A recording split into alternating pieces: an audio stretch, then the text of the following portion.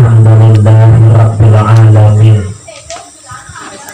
Wassalatu wassalamu ala ashrafil anbiya wal mursalin Sayyidina wa maulana Muhammadin wa ala alihi wa sahbihi ajma'in.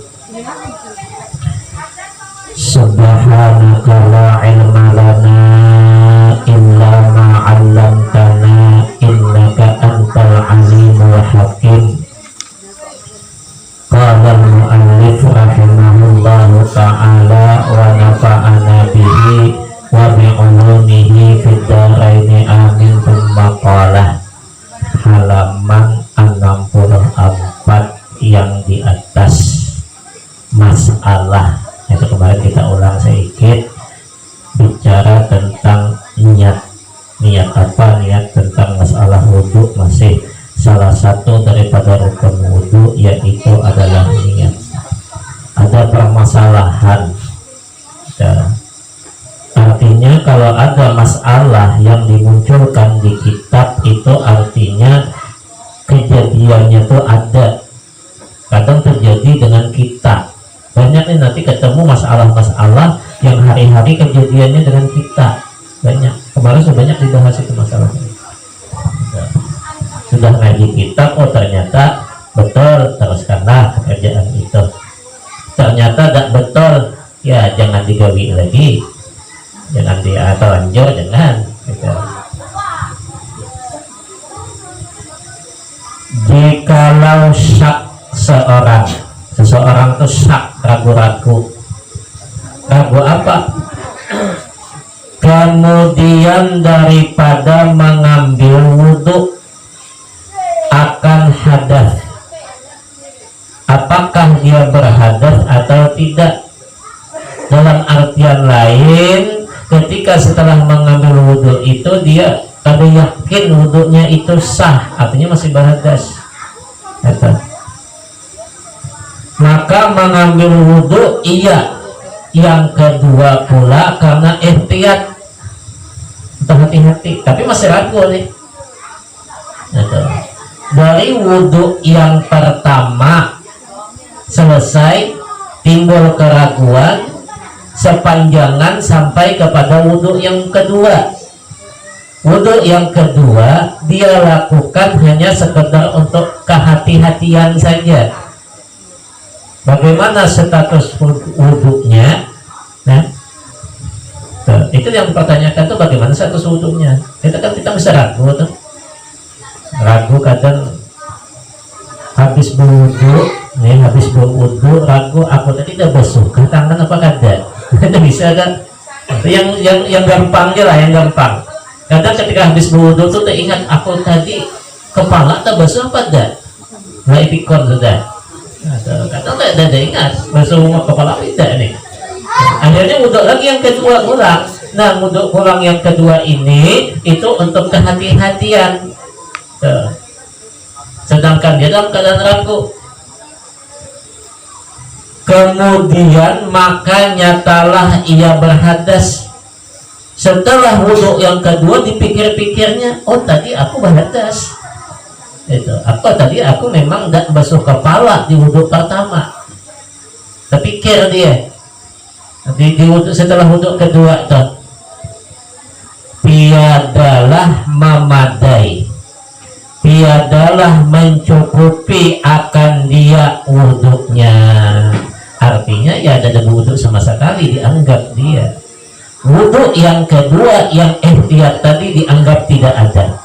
Maka artinya dia wajib lagi berwudhu yang ketiga ulang. Hati-hati. Ihtiyat itu kehati-hatian. Kenapa?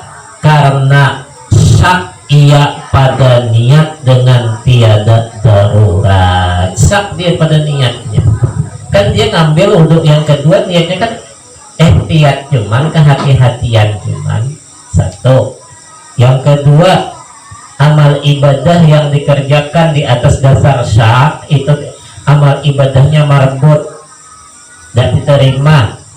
Apa saja pekerjaan ibadah apabila dikerjakan dengan syak maka hukumnya batal. Itu syak mengarah kepada batal. Syak itu 50% betulnya, 50% salahnya. Tapi setiap amal ibadah maka dicenderungkan kepada yang batal. Ya, zan ya, itu 75% betulnya, 25% salahnya. Zan biasanya diarahkan kepada yang yakin. Ya, ke situ arahnya dia. Maka amal ibadah boleh dikerjakan minimal dalam hati kita sudah ada zannya paling sedikit, tapi zan itu pun persyaratannya harus diijtihadkan dulu baru boleh beramal ibadah.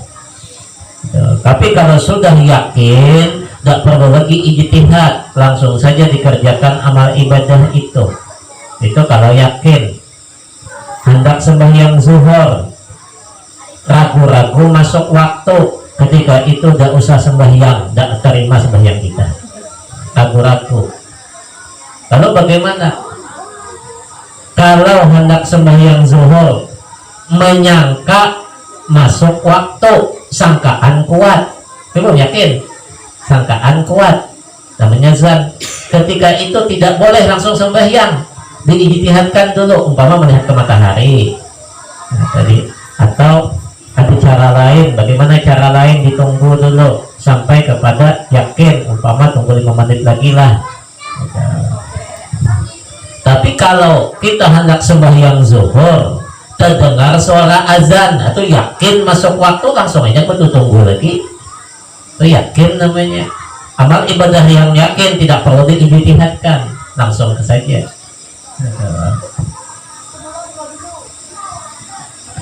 Sama bulan puasa, kalau puasa itu besok ragu-ragu masuk tidak masuknya puasa, haram puasa, tidak boleh. Esok puasa masuk pada bulan Ramadan, ragu, maka haram hukumnya puasa bagi yang ragu itu. Lalu bagaimana? Wajib meyakini dengan datangnya puasa baru boleh berpuasa, minimal dengan zan. Zan itu harus diijtihadkan. Bagaimana hari ini cara ijtihad puasa? Melihat anak bulan, melihat hilal, itu ijtihad namanya. Itu supaya timbul keyakinan bahwa besok betul-betul puasa. Kalau memakai hisab itu masih timbul zan dia. Kenapa? Hisab itu kadang tidak sama. Tapi kalau melihat anak bulan atau hilal itu pasti, itu tidak bisa diganggu gugat lagi dah. Bisa melihat anak bulan dah. Menyatakan berpuasa berarti ingkar berarti.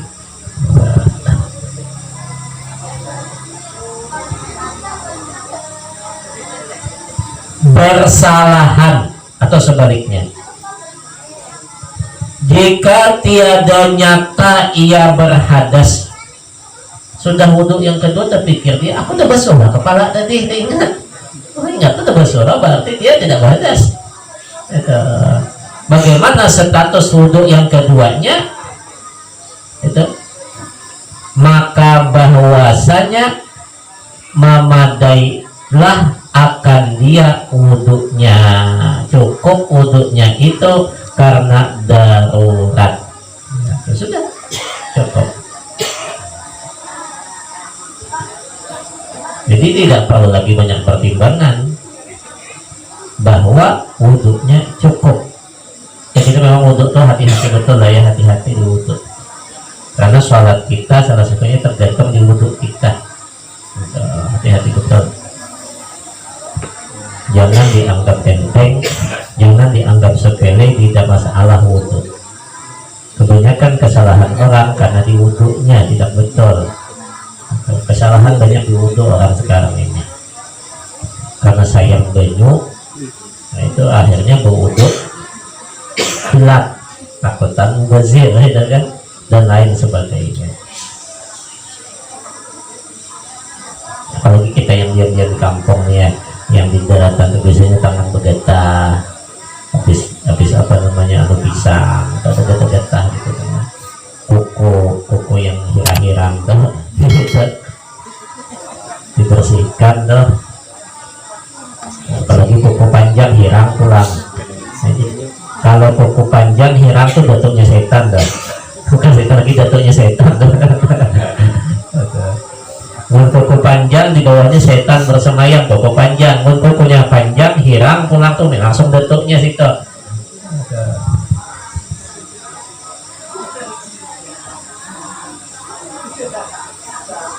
Kita jangan apa ya?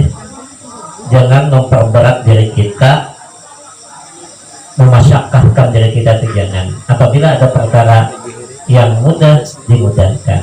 Kuku panjang masyakkah berat, ya mudah bagaimana potong kuku. Rambut panjang masyakkah berat, hendapi rambut gitu. Dan lain sebagainya gitu. Tidak boleh memasyakahkan diri kita, memberatkan diri. Jangankan di perkara yang mudah, perkara ibadah pun ada yang usul pakai itu al-masyaqqah tajribut taisir. Itu dah namanya usul pakai itu. Perkara yang sulit itu ya harus dikalahkan dengan perkara yang mudah. Jangan cari yang sulit teruslah, yang mudah kita cari gitu.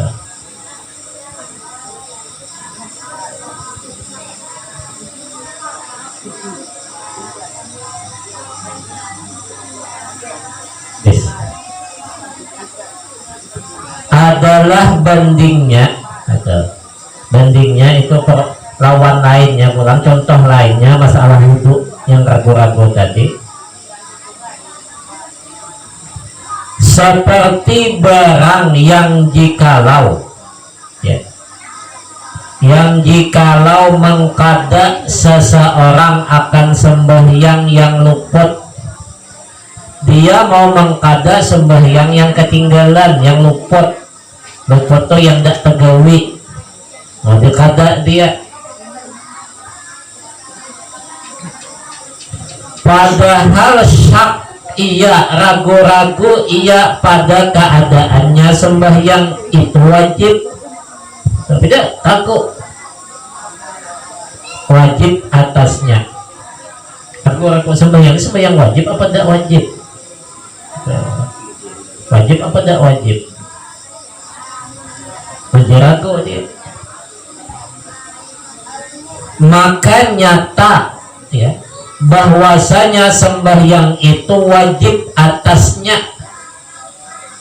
niscaya tiadalah memadai akan dia sembahyangnya itu, tiada mencukupi akan dia sembahyangnya itu. Nah, hati-hati kita ragu-ragu dalam mengkada itu. Harus diyakinkan sembahyang yang dikada itu sembahyang apa, wajibkah, sunnahkah. Apalagi ya kita berjamaah nih, sering kejadian kita berjamaah jadi makmum masbuk, masuk ke masjid melihat orang sembahyang ngapuk ke bahan ke bahunya, tahu gak kita sembahyang apa dia gitu. Itu tidak sah sembahyang kita nanti. Nyangka sembahyang zuhur, rupanya ketawa sembahyang tahiyatul masjid. Hati-hati, jangan langsung ngapuk.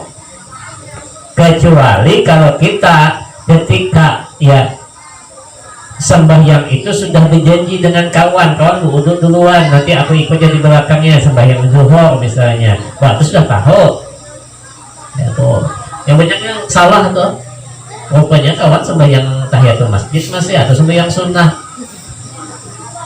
Yang takutnya yang mirip-miripan, apa kita sembahyang zuhur adaan, rupanya kawan sembahyang qadaan. Nah itu tidak sah sama sekali.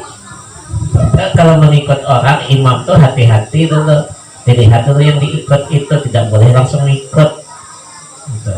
Tidak boleh dia. Kebanyakan gitu kan, kebanyakan.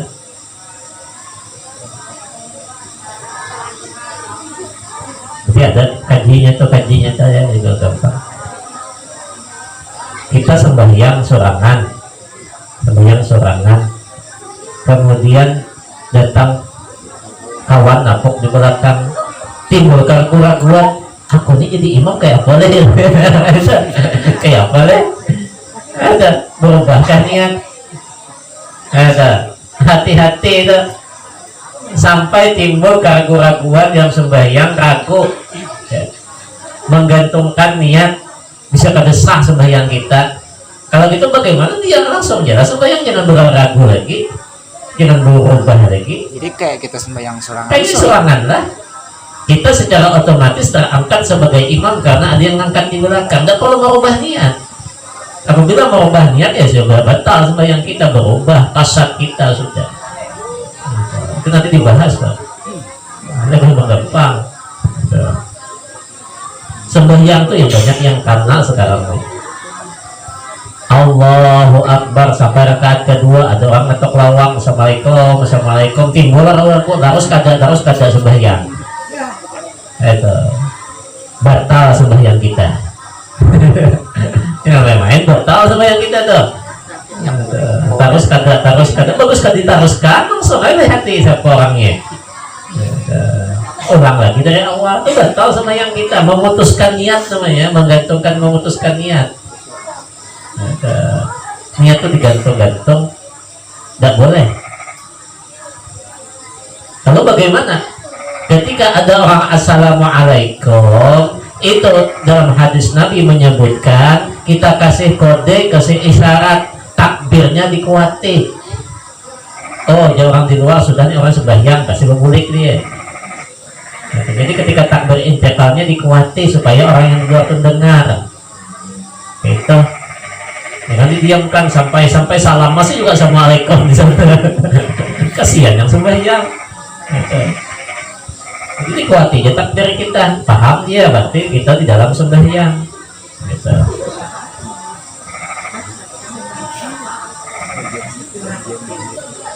Tapi hati-hati pula nanti takbir integral itu ada kasar tujuannya pula nanti itu nanti bahas dalam masalah sembahyang. Dan gampang-gampang. Ucapkan takbir Allahu Akbar perpindahan rukun ke rukun dong. Guna takbir nyaring itu apa? Itu kan ada bahasan juga. Kita masih wudhu juga belum selesai. Wah, sembahyang belum. Wudhu belum selesai lagi nih. Justru tayamum lagi apa lagi?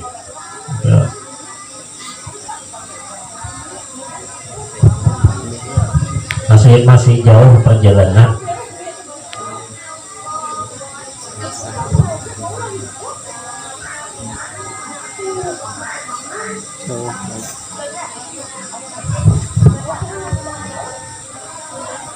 Tetapi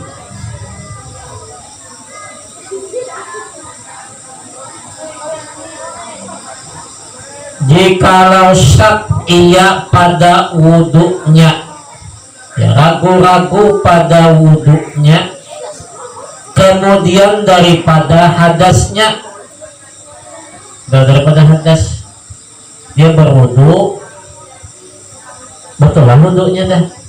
Tapi setelah berwudhu ragu-ragu dia pada hadasnya. Nah di sini timbul bagaimana? Kalau kita ragu-ragu, al yakin la yazaru bisyak. Itu kaidahnya dah. Yakin tidak bisa tanggal dengan sebab ragu-ragu, maka diyakinkan saja.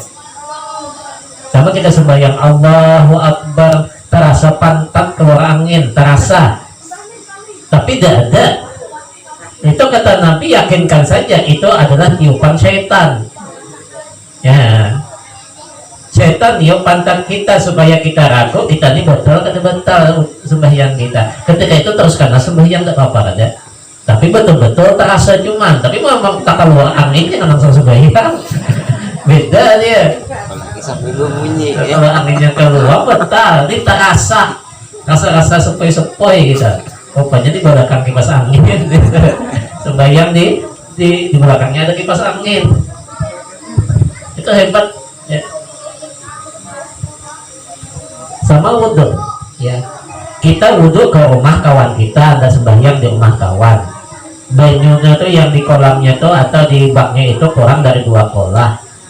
Itu kita jangan banyak tanya sini situ segala macam, lihat aja bersih banyunya, kecil-kecil. Jangan merapahi banyunya ragu, jangan-jangan mustakmal. Wudhu kita tidak sah, wudhu kita tidak sah. Jangan-jangan banyunya ini karena najis, ada sah dia. Yakinkan ketika itu air itu suci disebabkan kita tidak melihat penyebab air itu tidak suci. Itu kecuali kita melihat kawan kita berdahulu berwudu hadapan kita, ternyata dia bercolok ke situ harus wudu, tapi melihat atau melihat cacak berhira ke situ atau tahinya, nah, itu berarti yakin bahwa itu air mutanajis, tidak boleh berwudu. Tapi kalau cuma perkiraan, ya sakar ragu, yakinkan bahwa itu tidak mutanajis atau tidak mustakmal, berwudunya sah ya. Selama yakin, al yakin lah ya saya lebih syak. Itu. Yang kami ngaji dulu al yakin lah ya saya lebih syak itu oleh guru dicontohkan kita sembahyang. Kalau sembahyang maghrib, isya, subuh, insya Allah Fatihah kita terjaga, panjang pendeknya, hurufnya segala macam terjaga. Kenapa bacanya nyaring? Yang sering tidak terjaga itu membaca Fatihah asar sama zuhur, karena bacanya cepat. Pasti ada yang tahan panjang ketinggal, ada yang ada sampai haknya.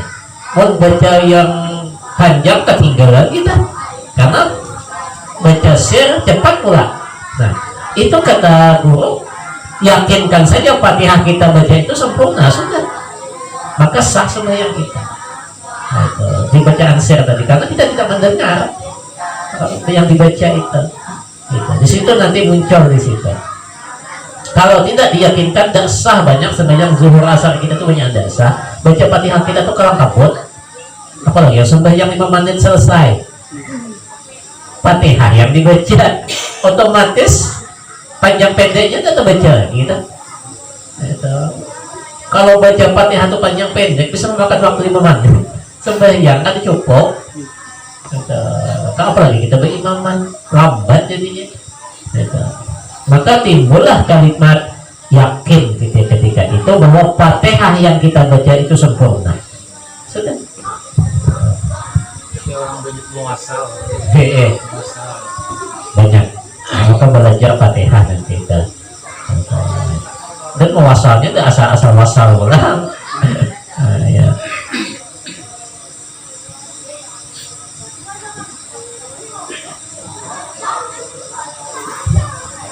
Saya kata guru itu, kalau kita sembahyang zuhur asar itu baca Fatihahnya seperti sembahyang maghrib, sembahyang isya itu susah sempurna, walaupun baca sir, tapi lambat ya sembahyang itu lambat ya, lambat bacanya, alon bacanya.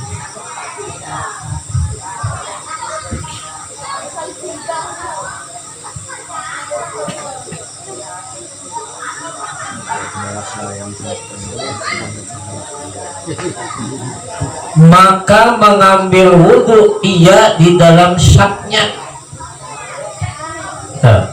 Dalam ragunya itu mengambil wudhu langsung, memadailah akan dia wudhunya itu.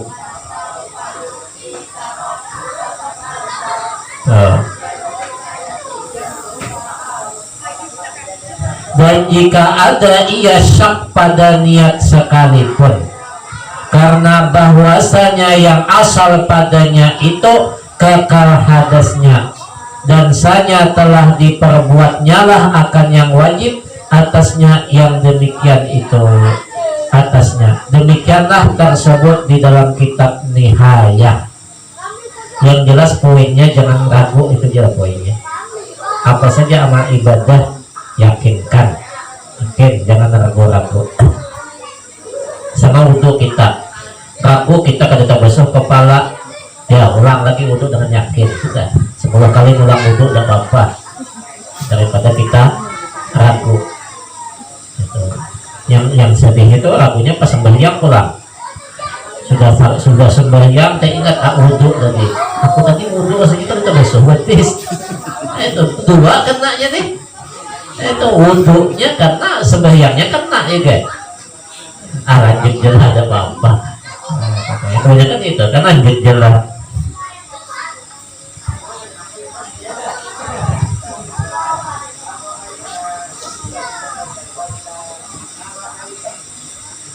Syahdan, jikalau berniat seseorang pada wudhunya atau pas masalah habis tadi. Apa niatnya akan menyejukkan badan, berdingin-dingin. Sahaja aku mengambil wudhu untuk berdingin-dingin misalnya. Tapi ada termasuk wudhunya itu. Nawaitu wudhu'a nyata libaradin kalau bahasa Arabnya. Bardun itu dingin. Nawaitu wudhu'a libaradin. Atau dia niatnya mengambil wudhu itu untuk menghilangkan deki. Oh, berdeki daripada mau mandi biasa, begusuk wudhu ya langsung hilangkan deki niatnya. Serta ya, niat wudhu yang kebilangan, niat wudhu yang sudah disebutkan yang lalu disertakan di situ. Umpama nawaitu taharah, sahaja aku bersuci dan berdingin-dingin, atau nawaitu wudhu'a, sahaja aku nawaitu wudhu al-wajibah, sahaja aku wudhu yang wajib dengan berdingin-dingin, untuk berdingin-dingin misalnya. Yang soalnya untuk sembahyang, tapi niatnya untuk berdingin-dingin saja. Tengah hari kepanasan, ambil wudhu, tapi termasuk niatnya itu nawaitu wudhu'anya masuk. Gitu. Atau niat-niat yang lain yang sudah disebutkan sebelumnya, kebilangan itu yang sudah disebutkan sebelumnya, benar. Dimasukkannya dengan niat untuk menghilangkan daki atau berdingin-dingin tadi daripada segala niat yang tersebut itu.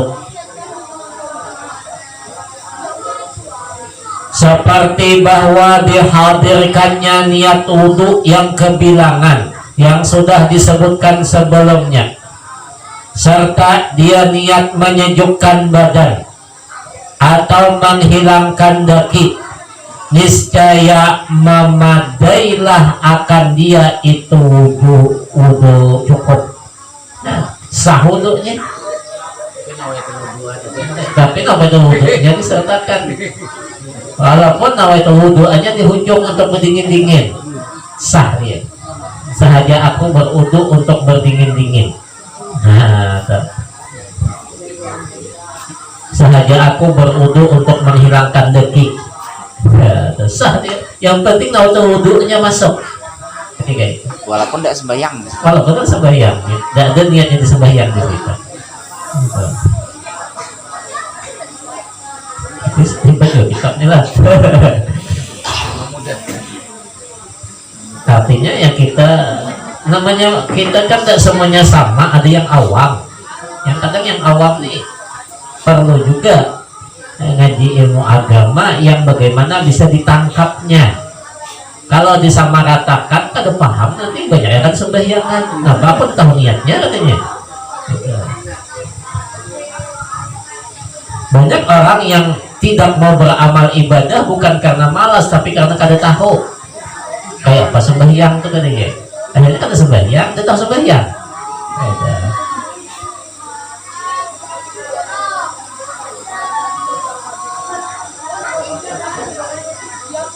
Dari karena sejuk badan ya, dan hilang daki itu hasil ia dengan wudhunya.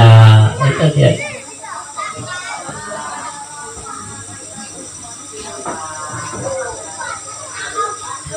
Dan jika tiada diniatkan sekalipun, nah, itu, sekalipun tidak diniatkan untuk sejuk badan dan hilang daki, tetap sahlah juga. Apa dia? Dia berwudu nawaitul wudu'a ya, tapi tujuannya untuk berdingin-dingin, kan tidak diniatkan dikasat, cuma dituju, atau ditujunya untuk menghilangkan daki, bukan diniatkan tapi dikasatnya. Sama kita betis belicak, tangan belicak segala macam, langsung ambil wudu ya, kotor yang ada di tangan kita terangkat, wudu kita juga sah. Padahal tujuan kita untuk basuh tangan, basuh betis dari licak, cuman selama rukun wudhu dilaksanakan dan niatnya nawaitul wudu'a. Tapi kalau tidak disertakan nilai nawaitul wudu'a, ada sah juga dia. Yang penting nawaitul wudhunya itu.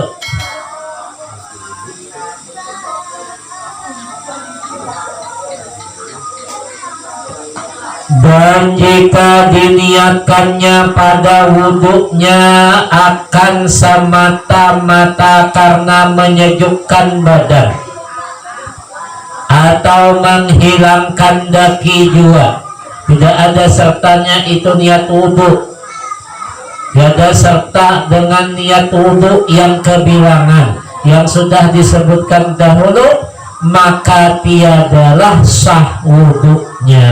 Ada dia, ada sah dia, tidak berdingin-dingin cuman, tapi gerakannya seperti gerakan wudhu, ngambil seperti ngambil wudhu, tapi niatnya berdingin-dingin dan dimasukkan niat wudhu, maka tidak sah wudhunya. Itu sama dengan membasuh anggota biasa saja nanti dia.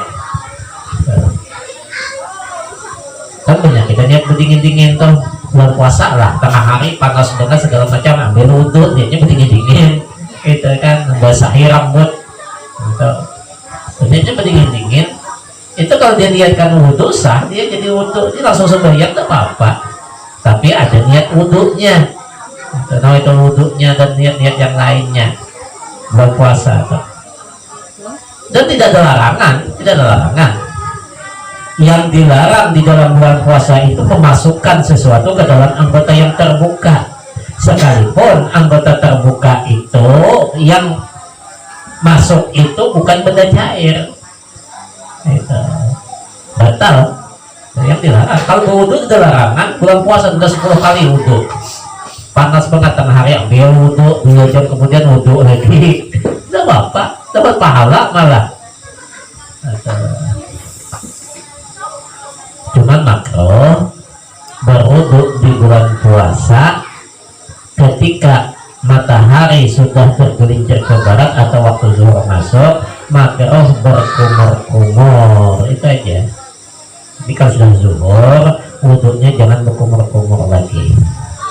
Itu langsung saja wudhu, ngambil yang rukun saja lagi. Yang sunnah menjadi makruh.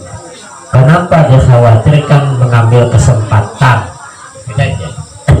Mumpung bajunya lagi dingin, ketaguk setaguk.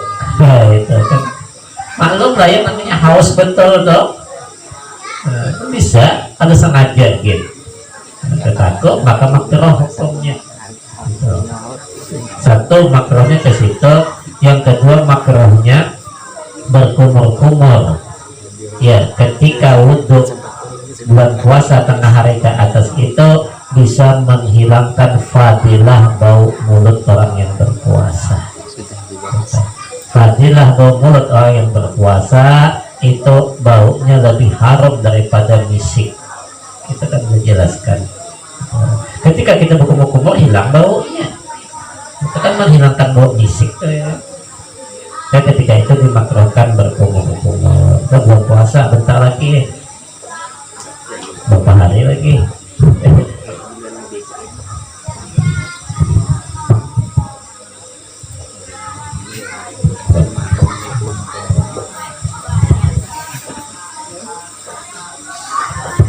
Dan jika diniatkannya pula, nik baru lagi.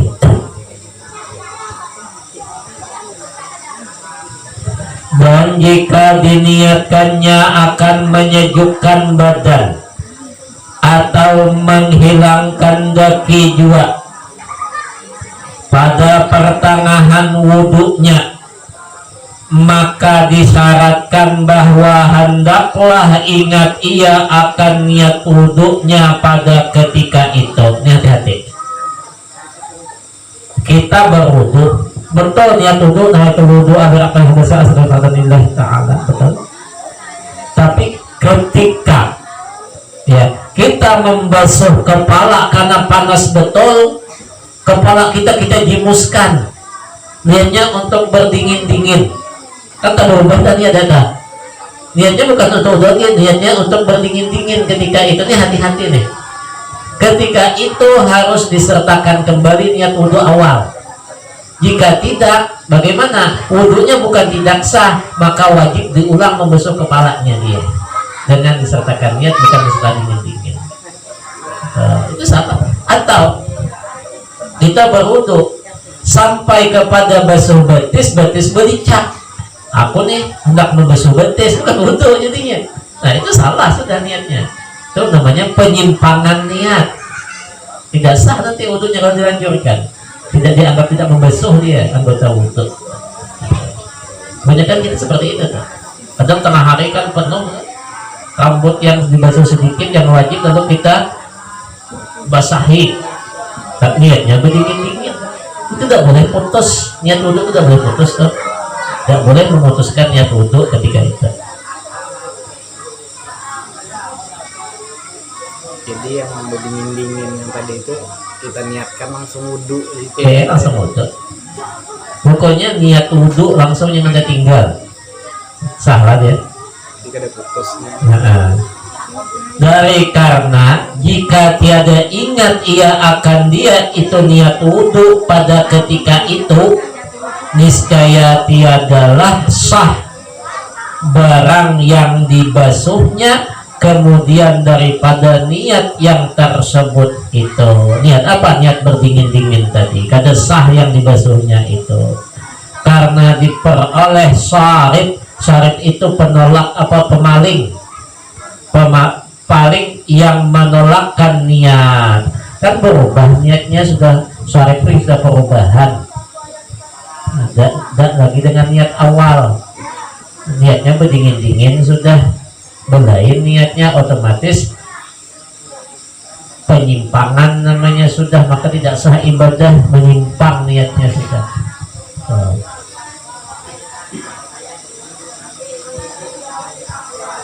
Maka hendaklah diulanginya membasuh dia anggota yang diniatkan dengan berdingin-dingin tadi, bersejuk-sejuk tadi, serta niat wudhu diulangi kembali. Harus diulang kembali dengan niat wudhu gitu. Ini banyak terjadi dengan kita karena ketidaktahuan tadi. Berwudhu di tengah hari panas betul, lalu ketika sampai membasuh kepala dijimuskan kepala, dan di dalam hati niat aku nih hendak berdingin-dingin supaya kepala ada panas. Itu tidak boleh ya, terlupakan niat wudhu awal. Kalau terlupakan niat wudhu awal, maka yang kita membasuh kepala tadi belum cukup, maka diulang lagi daripada membasuh kepala. Berarti yang tertinggal kepala betis, berarti habis kepala betis pulang.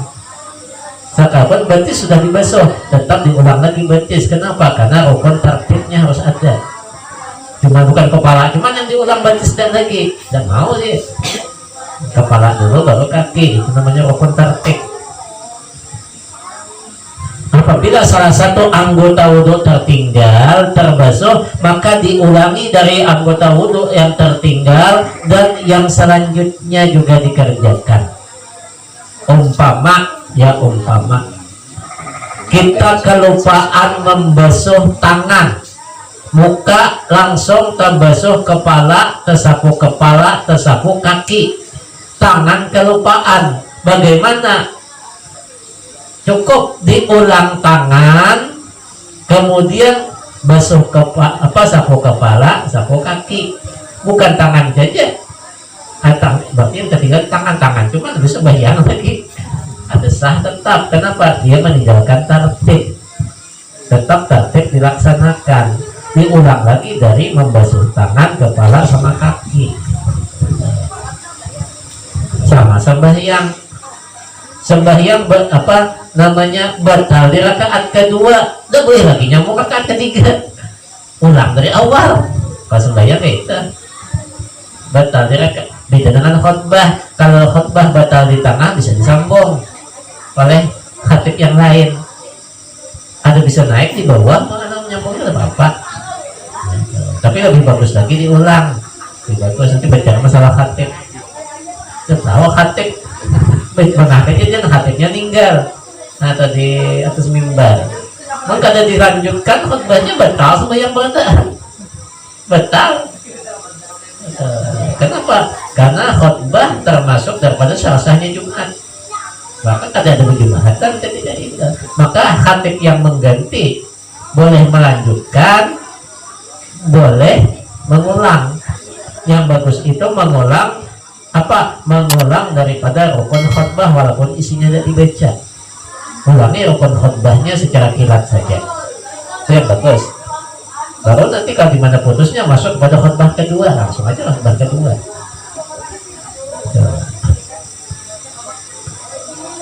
Kalau si khatib dapat menyelesaikan khutbah yang pertama, langsung saja penggantinya di khutbah yang kedua. Tapi kalau yang khatibnya tidak sampai kepada khutbah pertama, boleh diulang dari awal, boleh juga menyambung daripada rukun yang selanjutnya yang belum terbaca oleh khatib di khutbah pertama. Ini penting nih yang mana belajar khutbah nanti ini ya. Ini khatib, para enam kekurangan khatib tuh. Yang abdul kayak apa tuh? Apa nyambung apa? Yang abdul ulang, karena tidak ada dia. Dianggap yang pekerjaan pertama digugurkan dengan gugurnya si khatib tadi. Nah, maka diulang dari awal, itu yang abdul nih. Jadi kalau misalnya kita duduk nih Ustaz, Nah, basuh tangan nih sampai habis sudah. Kira-kira tangan misalnya ya kada yakin nih kada yakin ulang dari tangan sak anu misalnya esak kan kurang sempurna gitu. Ulang dari tangan. Ulang dari tangan baru yang rukun selanjutnya ulang. Bukan tangan cuma yang dibasuh. Ada dari awal. Ulang dari awal. Walaupun sudah tercuci ke kaki. Sudah tercuci kaki ulang lagi betis. Tidak mau dia kan cuma tangan cuman. Harus dengan rukun-rukun yang selanjutnya karena memperlakukan tertib-tertib. Karena basuhan setelah yang tidak sah tadi maka tidak dianggap ada dia, tidak dianggap ada basuhan itu. Basuhan kepala, basuhan betis, karena tangan tidak sah maka dianggap tidak ada dia. Makanya yang baru dibasuh berarti muka cuman. Makanya diulang-ulang sampai ke terakhir. Nggak tahu tangan daerah sebenarnya lagi cawai lagi sembahyang. Nah ini yang kacau tuh. Suruh ngaji ke dapur juga ini kalinya tuh.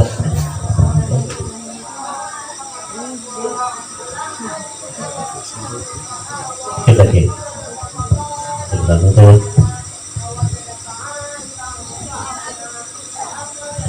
dan ikhtilaf ulama. Ada ikhtilaf ulama nih keluar daripada masalah niat nih. Pada orang yang menyekutukan itu menyertakan ya antara ibadah dan yang lainnya, adakah diberi pahala atas ia itu ibadah dan lainnya atasnya atau tiada? Ibadah disertakan dengan perkara dunia, apakah dapat pahala? Itu ikhtilaf ulama. Mana contoh ibadah yang disertakan dengan urusan dunia? Nyumbang karena hendak caleg, gitu kan? Nah, nyumbang ke masjid, tapi tujuannya supaya jadi caleg, supaya diangkat orang. Itu kan sedang, itu namanya kan menyekutukan ibadah dengan yang lainnya.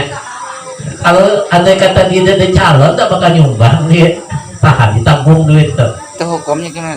Ini istilah kita bahas bapak ada banyak model gitu tuh banyak. Nyumbang karena ada maunya. Ya, apalagi ini yang ya.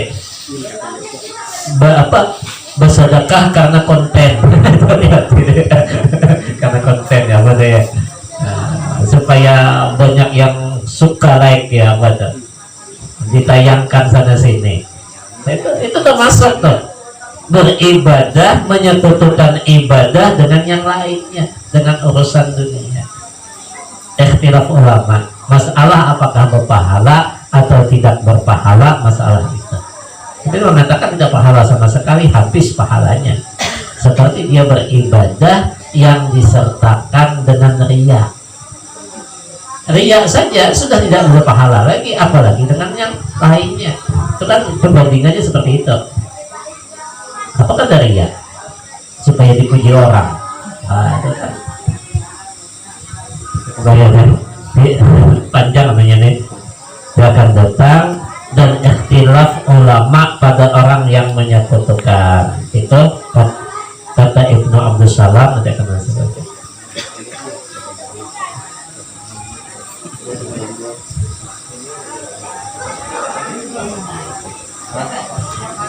Untuk sekedar pengumuman, insya Allah kalau tidak ada perubahan, ya tidak perubahan, menurut perhitungan itu kita nisfu Sya'ban jatuh pada malam Jumat, insya Allah malam Jumat. Jadi nisfu Sya'ban hari Jumat, nisfu Sya'ban malam Jumat. Kita di sini mengadakan seperti biasa, tahun lalu itu sudah kita membaca surah Yasin 3 kali malam nisfu Sya'ban setelah maghrib malam Jumat.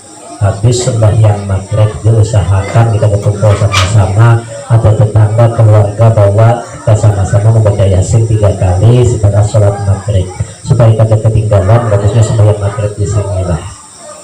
Dan kalau memang ada rezeki lebih, ya mau bawa kue-kuehan kita serahlah, lalu ulah kamu kakak kuehnya kuehan.